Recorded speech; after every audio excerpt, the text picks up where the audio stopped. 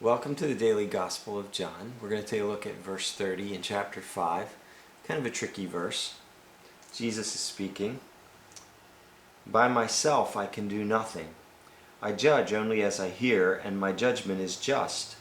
For I seek not to please myself, but him who sent me. Okay, what's he getting at here? Well, let me give a little illustration. I remember an old British Bible teacher, awesome man named Major Ian Thomas, wrote a book called The Saving Life of Christ and one called The Mystery of Godliness. But anyway, he used to give some really awesome illustrations, one of which he talked about the instinctive thrust that we see in animals that directs their behavior. Say, squirrel kind of knows what squirrel behavior is supposed to be and does squirrel kind of things, and ants kind of all have their role in the little ant hill and they do their thing.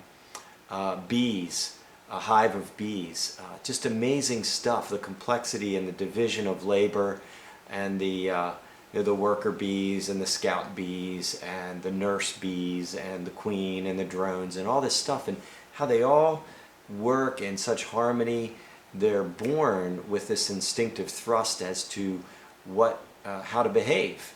And because they all know how to behave, the hive works well, it's all harmoniously functioning. And what if, he said, if somehow you could disconnect that rigid interlock between the instinctive thrust, that little microchip telling that creature how to behave, and their behavior, if you were to sever that link, there'd be mass confusion. Every bee would be trying to figure out what its role was, and maybe there'd be bee demonstrations against the queen bee and the worker bees, and they'd all be arguing and fighting amongst themselves because no one would know what to do if that interlock was severed between instinct and behavior.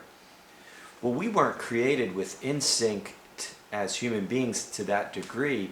We were created to be indwelt by and harmoniously connected to God Himself as those children of God made in His very image, the Holy Spirit being that interlock between us and God that would, not in a rigid way, but fluidly, harmoniously direct our behaviors such that humans visibly would display to a universe the heart and soul of the invisible God, that we would display His glory, His greatness visibly.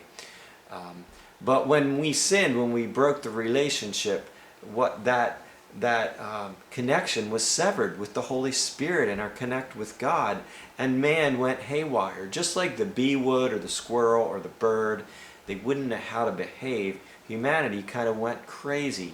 And so we sit around trying to think of what to do, what should we do. People decide whether they're going to work or not work, whether they're going to steal, do crime, what image they're going to portray, how they're going to find satisfaction, all this stuff, because we've disconnected from God.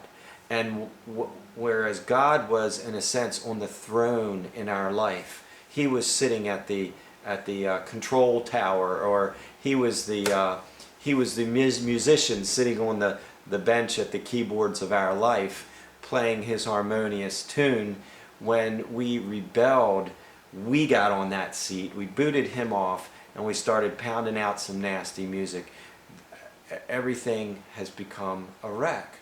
So here's Jesus, the God become man, deity wed with humanity, this perfect God-man to restore what was lost in the great fall and the great breaking apart from God.